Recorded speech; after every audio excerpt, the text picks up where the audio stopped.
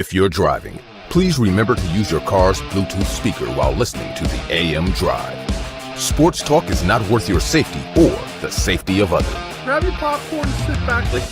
Jump the gun. Oh, no, give me more than that. Okay, go this way. That was dumb. We are.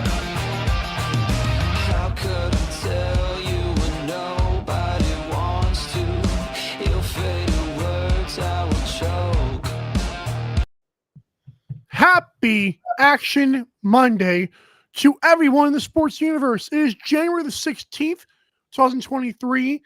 This is AM Drive on our Twitter and YouTube pages. For Thumbs Up, Sammy Action, I am Michael Carmel. Sammy, how was your playoff weekend? It was good, man. You know, I got to thank Brandon Staley. By him playing Mike Williams, getting him knocked out, I did not bet the Chargers this weekend. So I have to give my thumbs up to him. I appreciate him saving me some money. You were pretty high on the Chargers, I believe. I was all over them. And then when Mike Williams got declared out because he played in a meaningless game in Week 18, got hurt, well, I was like, I think I'm going to just pass and put my money elsewhere. So I'm very happy for Brandon Staley today. Real quick, do you think Brandon Staley, do you think Mike Williams makes a difference? Like, I don't know if the Chargers still win that game even with Mike Williams. Maybe not. Having your second best offensive weapon or third best offensive weapon probably doesn't change a ton, but that offense is so gelled when all those guys play together. And when you add in Jesse Palmer as now your number 2 receiver, it changes a lot of the looks they give. But when you're up 27-0 and you decide to run the ball, 6 times after that point, I think the offensive coordinator probably was part of the problem here. And that's not Staley. So, I mean, we're killing Staley for a lot of things. It shouldn't be the play calling. It's a lot of things, but yeah. We are presented by MikeandAaronDrive.com. Go there to see our shop, sponsors, socials, and YouTube all in one beautiful link tree. Let's get into the first game of the weekend that happened. The 49ers beat the Seahawks 41-23. Yes, they did. Seahawks were up 17-16 at halftime because Jimmy Ward's an idiot. Just try to lay out Geno Smith for God knows whatever reason. And Seahawks were playing a perfect first half. No penalties. Sammy,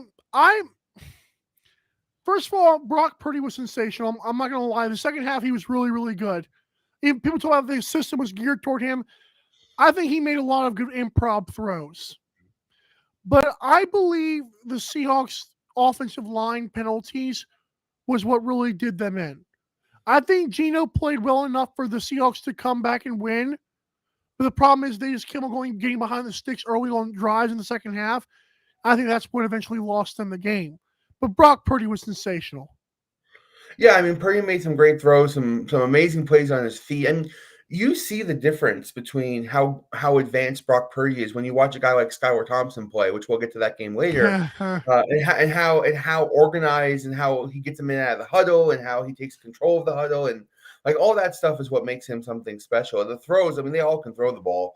But yeah, Purdy made some amazing plays on his feet, some great plays with his arm. But, they've been throwing this stat at us for about 6 weeks about how every time the Niners play, the next week that team loses. And the purpose of that stat is really because the Niners are so physical. They beat you up in so many different ways. And I really feel like Seattle ran out of gas. I mean, they got beat up really badly in the first half, even though they played a great first half. In the third quarter, they had like a 10-minute drive to start it, just pounding them down the field. Yeah, I mean, the Niners are a physical bunch that, not both when they run the ball and when they pass the ball. I mean, George Kittle runs guys over. Christian McCaffrey runs guys over. Deebo Samuel runs guys over. I mean, they hit hard. And so I really just feel like Seattle ran out of gas, and they were never the more talented team on the field anyway. So it was just a matter of time. This week will be an interesting test upcoming, whether they face either Tampa or Dallas. Whoever Tampa's going to beat tonight. So it's gonna be another physical matchup with them, but the Niners are just a physical big team. They are a very physical team. I noticed that Christian McCaffrey, people were saying he's sneakily, tough. Like that's like saying a white quarterback sneaky fast. Man, stop doing that to us. But I also think Debo wouldn't go down. It was weird. Like his core is insane. for a guy who's fast and like does a lot of dancing around, he takes some hits and like doesn't go down. They And deliver hits. yes, they do. Yeah, like they'll initiate contact. That's a good point. Are you can I'm concerned with the 49ers San Francisco 49ers defense. I was really concerned that DK Metcalf ate them up in both halves. I was also concerned that Geno did look pretty good. But I'm not saying that Geno has not been really good this year because that wouldn't be fair to him. But something about this defense, I was like, if things don't go their way, like if teams don't go behind the sticks or teams marching up and down the field against this team next week, we'll have to see. But this is interesting. If they were to play the Eagles, I don't know if they win that game Saturday, is what I'm saying. That's a really fair point, Mike. I watched that game against the Raiders, and their defense did not play well in that game either. And they didn't play well, particularly yesterday again. Right. So they've had a little bit of a mini defensive slump. This is a team that was giving up 10 points a game, Right. and now they're getting lit up by Jared Stidham. They're getting lit up by Geno Smith, and so. Yeah, I to your point, they have to figure out the defensive side of the ball, and I don't know enough about the defensive side of the ball to be able to give them any words of advice. Not that they listen to me anyway, but yeah, it just seems like their pass rush isn't getting home. They're making bonehead plays in the secondary. It just doesn't seem like the same unit that was here a couple weeks ago. Although I have to trust the D'Amico Ryans by the time they do play the Eagles. I think they match up well against the Eagles. Full disclosure. I think that they could easily just tough them and just win the game. But I guess I was more impressed with Brock Purdy than I was depressed about their defense. Like if people haven't seen Brock Purdy play yet and they've watched him play Saturday, his pocket presence, like he knew where to go when things had to happen, and it was very impressive. It was, and it brings up an interesting point for them next year. What are they going to do with Brock Purdy? Because he's gonna finish the year if they lose this next week, which I don't think they will. He'll finish the season 7-1, and a very decent run. If they wins again this week, he'll be 8-1 if he loses in the NFC Championship game. And if they win the Super Bowl, he's 9-0. How do you then come back and say, "Oh, we're going to start Trey Lance over you"? But they also can't get anything for Trey Lance if they leave him on the bench. So if they even want to trade him, they have to start him. So it creates a really interesting dynamic for next year for the Niners because Brock Purdy's here to stay. He's playing well. Yeah, like I said, Iowa State, it still blows my mind that this guy came out of Iowa State looking the way he did with the Cyclones and playing like he is now. I never saw this. And that's Kyle Shanahan's a genius. Yeah, I don't think anybody did. I mean, he came out basically as essentially an undrafted rookie, right? Mr. Irrelevant. We've heard the story.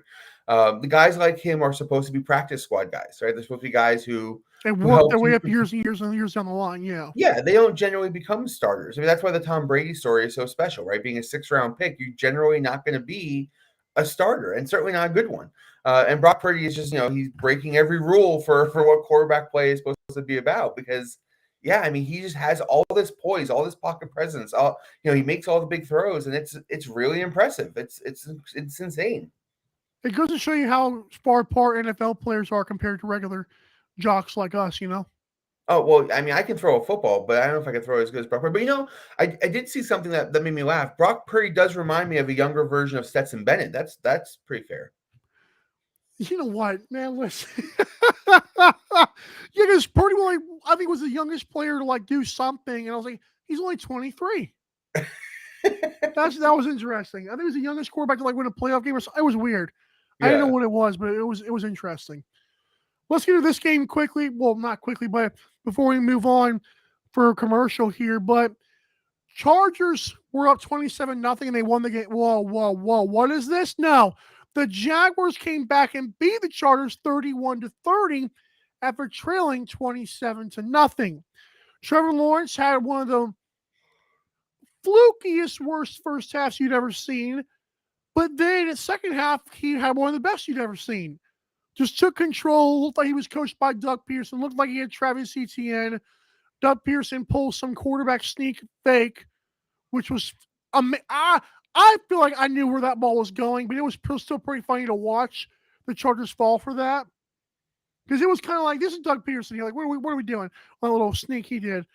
Jaguars are good, and they've been coming back a lot. If it's any fun fact for you, they played the Chiefs next, and they were down like 27-0 to the Chiefs, and came back and made that a respectable game. This is interesting. Yeah, I mean, I don't think they beat the Chiefs, but I think I sent you They a did. text of a fun fact. The Jaguars this year are 3-2 when trailing by 17 points, which Insane. is insane when you think about it. One of the teams they did lose to was, of course, the Chiefs. So I mean, it's not like they're going to win every game when they get down like that. But yeah, what an epic, amazing comeback to enjoy. It was a great game, and I don't believe, like, people were saying before the game, like, oh, Justin Herbert. Like, I'm like, where is this love for Justin Herbert? That's what's killing me.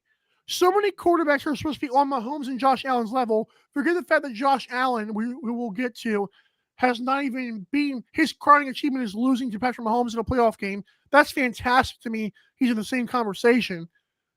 But Justin Herbert did not do anything to just wow me on Saturday. I think Trevor Lawrence made more clutch throws. Yeah, momentum is not a thing in most sports until it's a thing. And in this game, you could totally see the momentum was not with the Jaguars in the first half, right? They were struggling on offense. They There's a couldn't lot of get out of stupid their things way. happened. And then when they got rolling at the end of that first half, they scored a touchdown to cut it down to 20.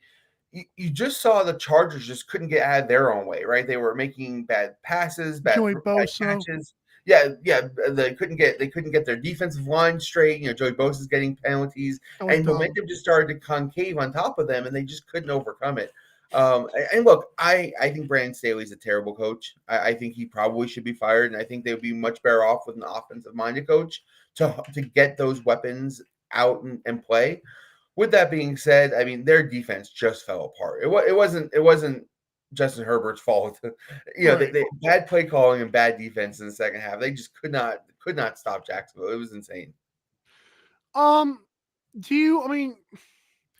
With Brandon Staley, the thing that's interesting about that is,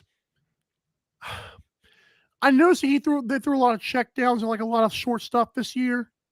Like Justin Herbert was like not. People say he has some rocket arm. I've always said he was a check down guy in the first place until he randomly broke onto the scene. Do you think that he gets fired because he was holding Herbert back? Well, Staley's a linebacker coach. I mean, you have to remember these head coaches come from one side of the ball or the other, and they don't genuinely play too well on the other side of the ball. Belichick's a defensive guy. He doesn't really do a lot with the offense. So Staley's a defensive guy. And so I don't know that you can put a lot of the offensive woes on Staley. Now, you can put a lot of the decision-making on Staley. I mean, he puts together the schemes. He's the one who decides to go for it on fourth down. Like, he makes the final decision on a lot of these things. But the individual play calls and the way the offense is set up, I don't know that he does a ton to organize that. With that being said, he's still a terrible head coach. I mean, he's been a terrible head coach. And the decision to start Mike Williams and Herbert and Eckler in Week 18 just exemplifies this point that the guy shouldn't be a head coach. He should be a coordinator somewhere. He's a great coordinator. He'll put together a good defense. This guy should not be a head coach. What is your thoughts on him just completely abandoning his like, all year long we heard about how the Jaguars, stuck to who they were. The Giants stuck to who they were. We'll get to them. Brandon Staley's Chargers didn't go for it. They just got super conservative. Was that bad to you as well? They didn't get conservative. That's kind of the argument, right? You have Austin Eckler in the backfield. You're up 27-0, and you don't run the ball. They didn't run the ball. They didn't run clock. They didn't hold on to possession. They, yes, they checked it down as you said, but they threw the ball the whole second half, despite the fact that they were down. And you can argue, well, they knew Jacksonville was going to make a rally, and they were right. But at the same time, there's a balance, right, between controlling the ball, controlling the clock, controlling possession, and taking shots and making sure you're not just leaving points on the field. So, yeah, their offense coordinator left a lot to be desired in that second half for sure. I thought their fourth down, like, they didn't go for it on fourth down. Like, why are they not going for some of these things? Like, it's weird. Yeah, it is weird because Staley's known for that too, Yeah. and just all of a sudden they decide to punt the ball away. I really thought their defense. I think they thought their defense could stop Jacksonville, but they just couldn't. I mean, Joey Bosa was getting held every single play, but he couldn't get home, and they weren't calling flags on the offensive line. Their secondary, Asante Samuel played great, except on the plays where they need him to make a tackle, and he couldn't make a tackle. And Derwin James, I tell people, gets burned in coverage every time I see him play. Yeah, they both put up great highlights, and they were both not well put together in the fundamentals. So, there's gonna be a big changeover, I think, in the Chargers in the offseason, both in personnel and in coaching, and probably pretty well deserved. This is a good team. They have a lot of talent. They should be better than this. Great point. Let's take a break, and when we come back, how the Bills and Bengals escaped the wrath of Tyler Huntley and Skylar Thompson, and how the Giants were able to tame the Minnesota Vikings. We'll be right back. G-Men. The AM Drive with Mike and Aaron might be the best morning show ever. If you love the show, shop the merchandise for $26 hoodies, $16 shirts, even $13 mugs. High quality swag for cheap, because Mike and Aaron love the fans. The best morning show, the lowest price merch at amdrive.online. This is Popple, the next generation business card. With just a tap, your Popple instantly shares your digital business card to both iPhone and Android devices. The best part? The other person doesn't need an app or a Popple to receive your info. To pop your info, tap your Popple to the top of an iPhone, the center of an Android, or just scan your in-app QR code. And just like that, all your info is saved to their phone. More connections, more leads, more sales. That's Popple. Download our free app and get your Popple today. Aren't you the Vice Golf guy? Yeah. You want an autograph? Yeah. Actually, I was just wondering if the balls are any good. The balls are amazing. You look like a Pro Plus guy. I thought you'd never ask.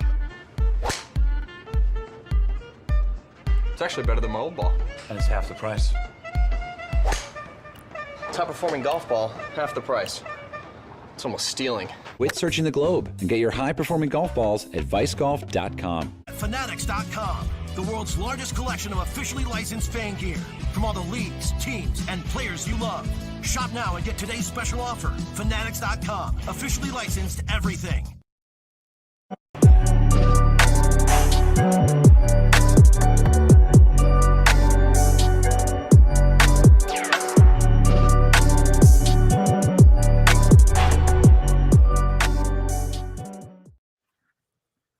How do I look?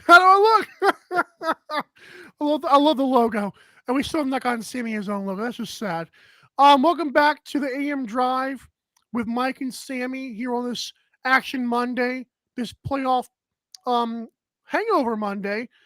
If you want the best in playoff merchandise and gear, you've got to go to mikeandaaronDrive.com and do what? Click the F. That's right. Click the F, click the Fanatics logo. When you do so, the entire Fanatics experience is at your disposal. Any sport, any league, any team with daily deals. Go to mikeandaaronDrive.com, click the Fanatics logo to give us credits while supporting your team and us. For that, we thank you. Hey, Sammy. What's up? It's intro. I said, hey, Sammy, and Siri got all excited. Like, what are we doing here? Anyways, my bad. I have an iPhone. So, it's funny to me because I'm not a Bills fan, okay?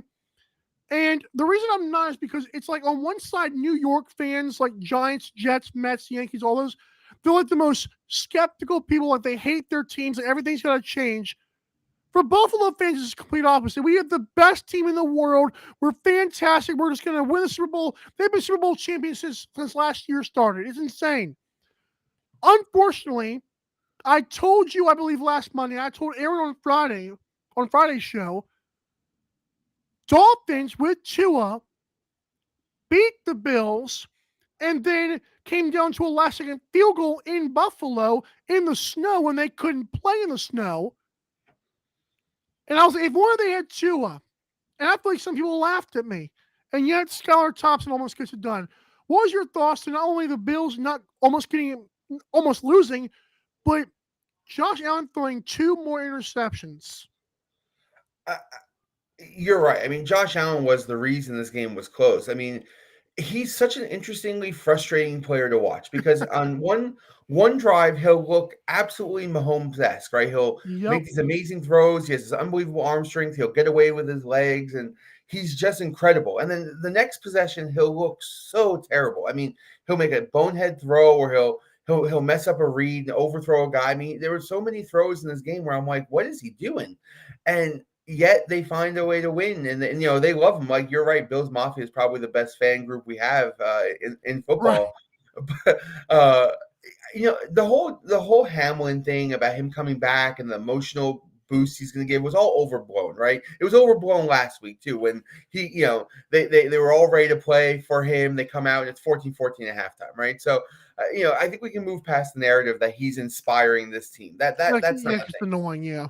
Yeah, it's not a thing. And in this game, same thing happened, right? I thought the Dolphins played with far more passion than the Bills did most of the game, actually. And if it wasn't for just the complete lack of talent on the quarterback spot, I really feel like Miami wins the game. I think even with Teddy Bridgewater, they probably win this game.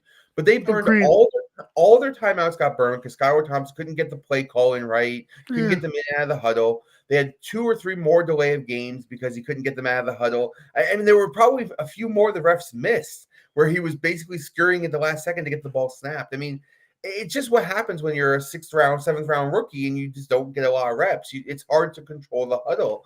And, I can spend days talking about how wonderful Josh Allen can look at times. But in the end, if he turns the ball over 3 times, they're not going to beat many teams outside of maybe the Dolphins with their 3rd-string quarterback.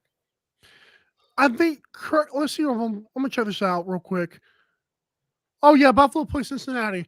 Okay, so we're going to get to the Bengals game in a minute here, but Bills better be this game's in Buffalo, right? It's in Buffalo, yeah. They better be very happy about that fact. Because I'm telling you, if this game was in Cincinnati, I don't know if it's even close. Like, they were down 7-3, 9 minutes into that game. Bills have shown me multiple times this year they can just be beat. Like, they have the flashy stuff, but like in the end, what is the hype? Like, Josh Allen, like you said, for as good as he looks sometimes, looks really stupid sometimes. Like Brian, like he misses Brian Dable. Because now Daniel Jones doesn't look stupid anymore. And speaking of Daniel Jones, Sammy, yes! I've been on this bandwagon. I've been leading this bandwagon. I believe I built the bandwagon for Daniel Jones and was crucified during that draft process and when the Giants drafted him.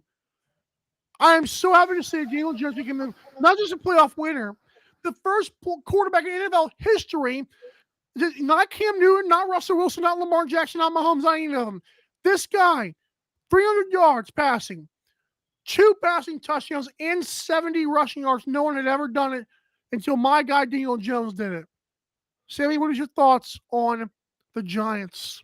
I mean, you deserve a ton of credit, my man. I mean, you've been on that bandwagon for a while, and I was not a believer. I'm still not necessarily a believer, but what a great game for him and Brian Dable. I mean, they deserve all the credit, as do you. If it wasn't for you, I don't think either of them succeed. So that's right. With that being said, yeah, I mean, the Giants played an absolutely perfect game. They played about as good as you can play.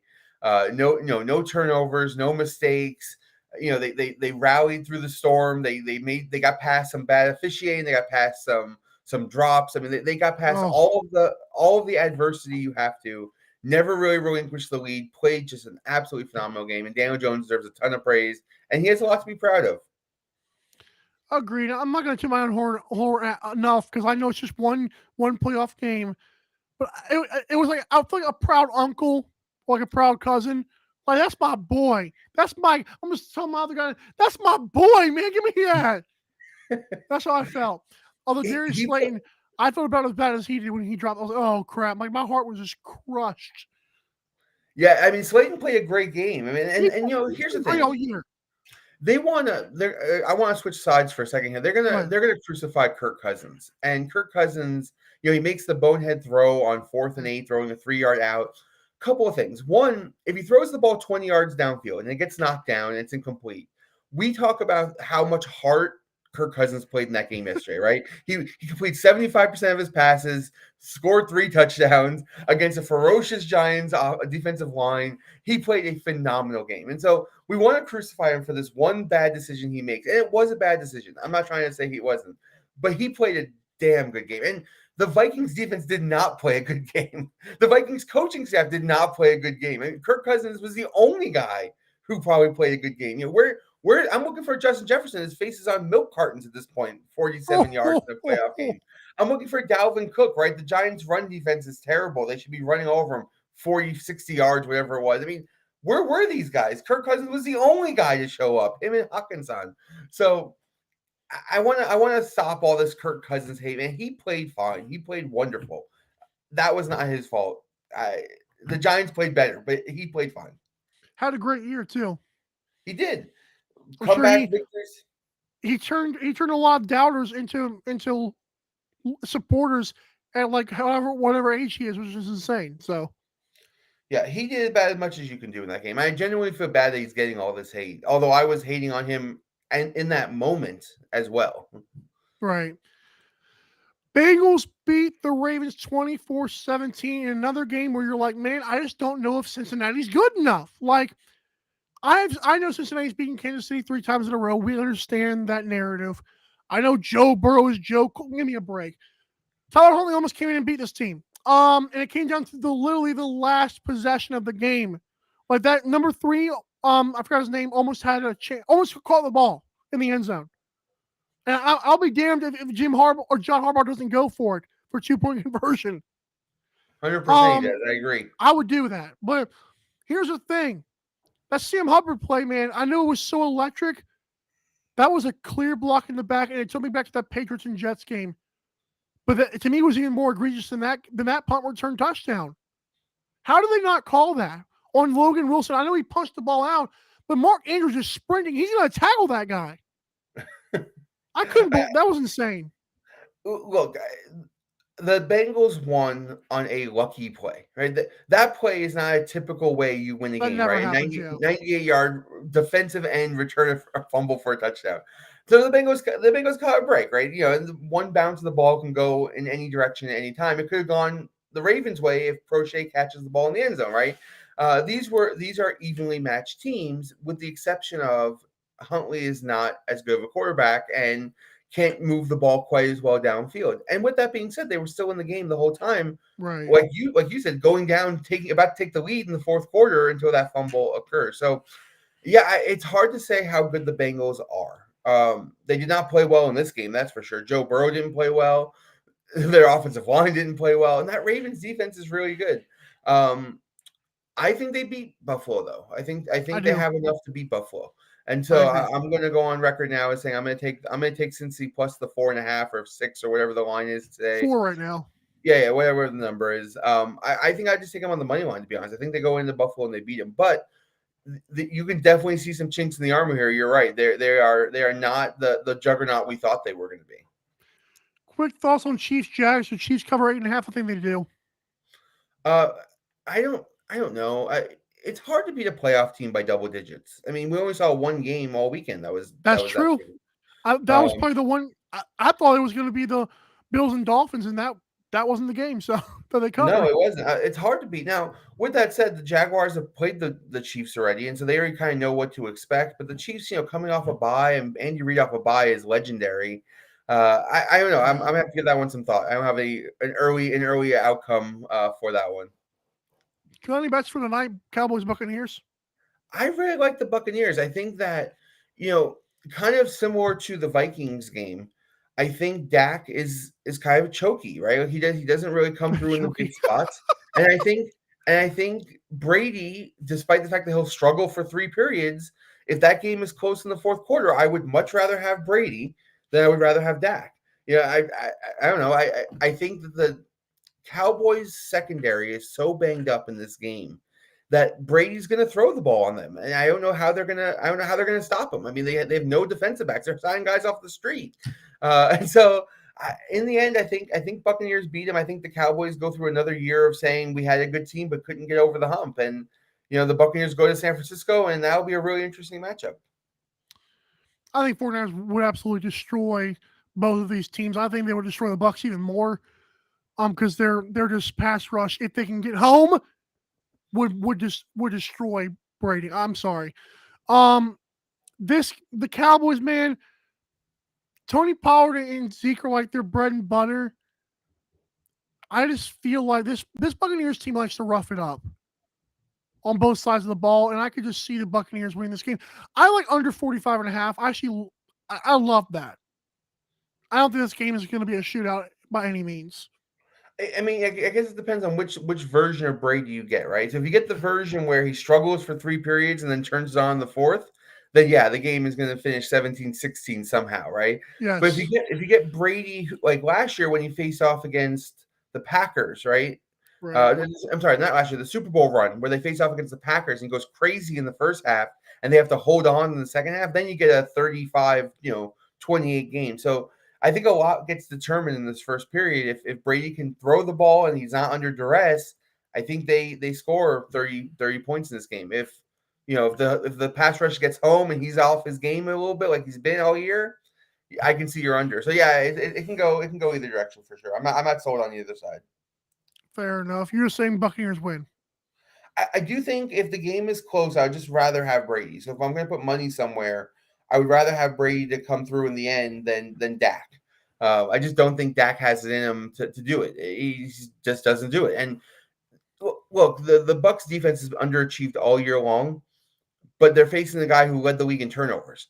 So you're giving them a chance now, right, to get some plays. And Dak's going to put the ball up. It's not like they're going to run the ball the whole game. He's going to throw. Right. So I just feel like that all the kind of lines up for the Bucs to have a good game here. And the Cowboys are known chokers, and it's hard to get past that mantra until you do, right? And so this is a tough spot for the Cowboys. I think it really is. So I'm sorry, my inner Dallas is kicking. Well, we got to go, guys.